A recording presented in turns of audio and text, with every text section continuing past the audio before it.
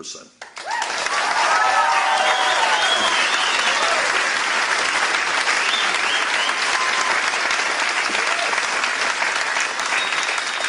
And I want to say a thank you to the men and women here in the UAW and other trade unions and trade unionists around this country. I think it is not widely known, media doesn't talk about it terribly much, but in many ways it has been the trade union movement in this country that gave us a middle class.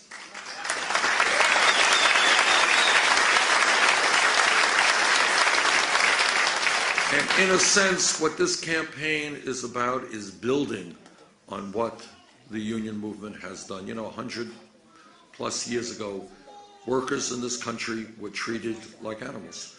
People sometimes were forced to work 7 days a week, 15 hours a day. Kids were working in factories. And what workers did under tremendous pressure and with great bravery, what they said is, hey, you know, we're human beings. We're not beasts of burden here. We need to be treated with dignity. We need to have some rights. You can't fire us arbitrarily for no reason. And we are going to stand together and we're going to form unions.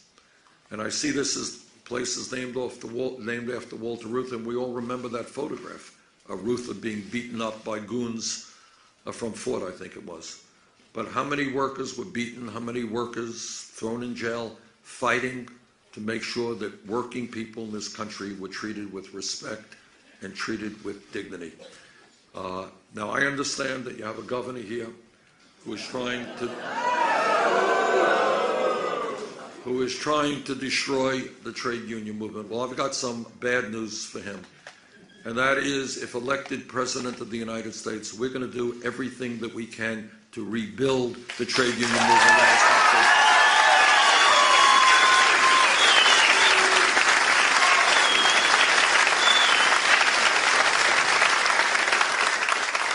Without a strong labor movement, there will not be a strong middle class.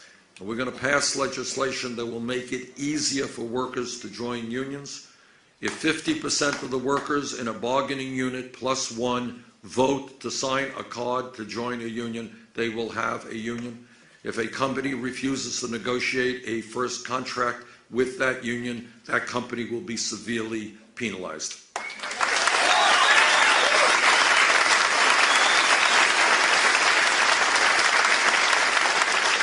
And a lot of people don't understand this. But when workers negotiate good contracts for their members, it impacts every worker in the community because wages go up for everybody.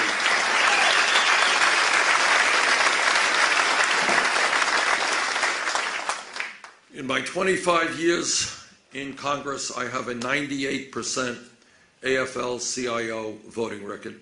And I'm not sure that I was the guy who was wrong on that 2%. So I am not a candidate who goes to the unions and goes to workers and leaves and goes to a fundraiser with Wall Street. You are my family. And I have worked with unions for my entire life and with working people. That is what this campaign is about. That's what I've been about my whole life.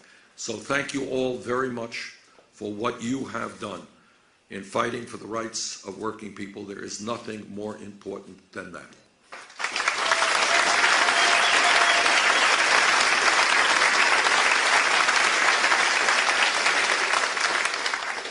Now, when you want to think about the kind of administration Bernie Sanders would have, kind of think about Scott Walker in reverse.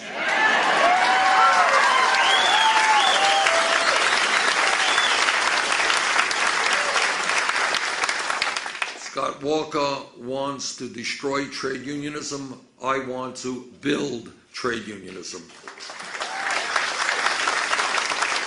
And here is another issue, and it's an issue that I would hope that people who may disagree with me or you on a number of points will agree with us on.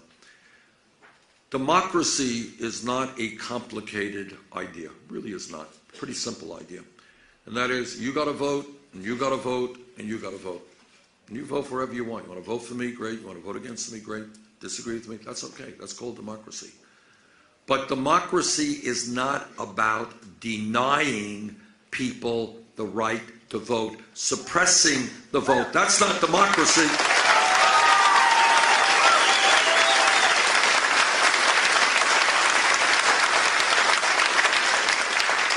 And this is the absolute truth. I have run for office in the state of Vermont many, many times. I've lost some, and I've won more. But it has never occurred to me, like every state, we got areas in the state where you do better and areas in the state you do worse.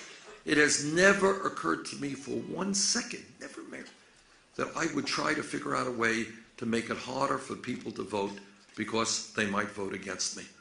My idea has been to try to convince people with my ideas. And if I can't convince them, fine, they vote against me. If I lose an election, that's called democracy. But that we have Governor Walker and Republican governors all over this country working overtime, trying to suppress the vote. Can you believe that? Trying to make it harder for old people to get to the polls, or young people, or people of color, or working people. That is a cowardly, un-American act.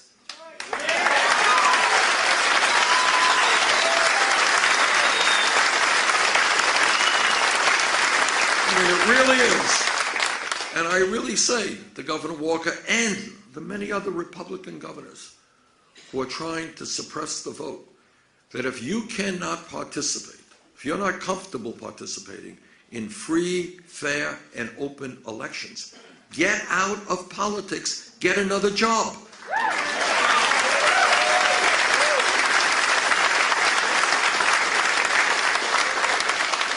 Now, all of you know that the United States has one of the lowest voter turnout rates of any major country on earth. Our job is to get more people into the political process, not to make it harder. And if elected president, I will do my best to pass legislation to make sure that everybody in this country who is 18 years of age or older has the right to vote. End of discussion.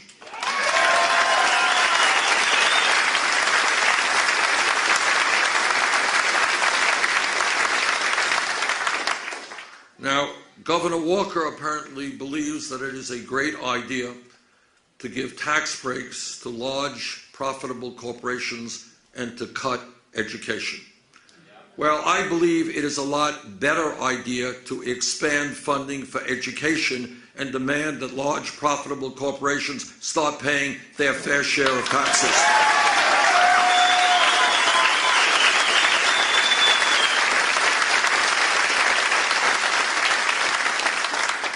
Governor Walker thinks it's pretty tough and pretty brave not to accept the Affordable Care Act's expansion of Medicaid, denying some 120,000 people in Wisconsin the right to have health insurance.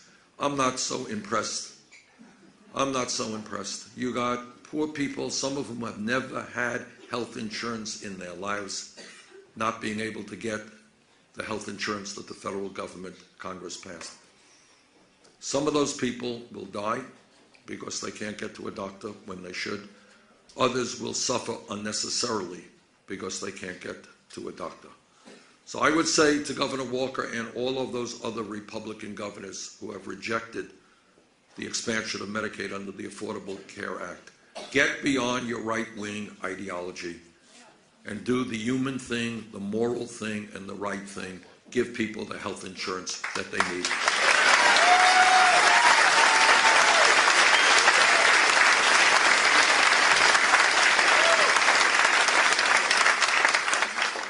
I was elected to Congress in the House from Vermont in the early 1990s, and from almost the first day that I was elected, I understood that the trade agreements being proposed, NAFTA and then CAFTA and permanent normal trade relations with China, were going to be a disaster for working people.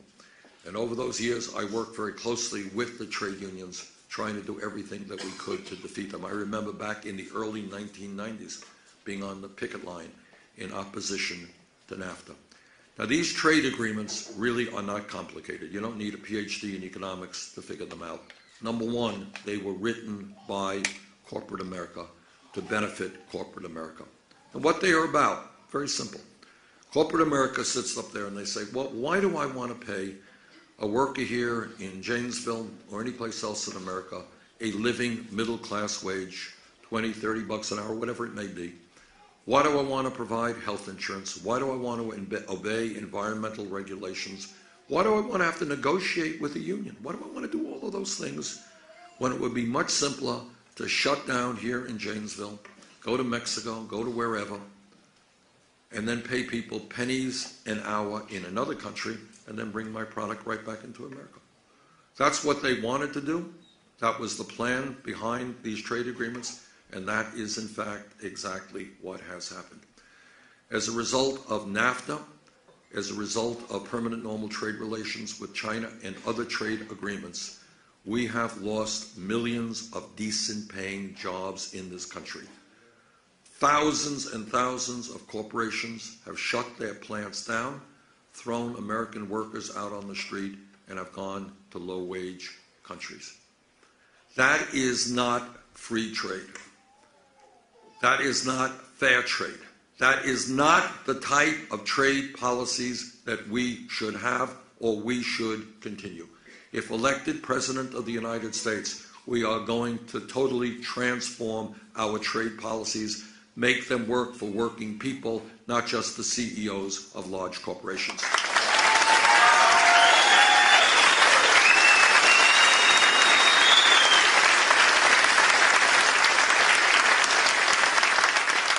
Just Ken, with your permission, I'd just like to tell you a brief story about the implications of these trade agreements.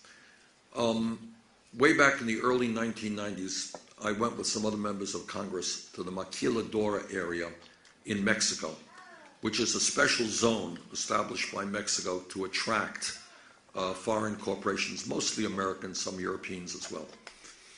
And I went there in the early 1990s, and we looked at the factories, and they were really state-of-the-art, modern factories producing all kinds of products.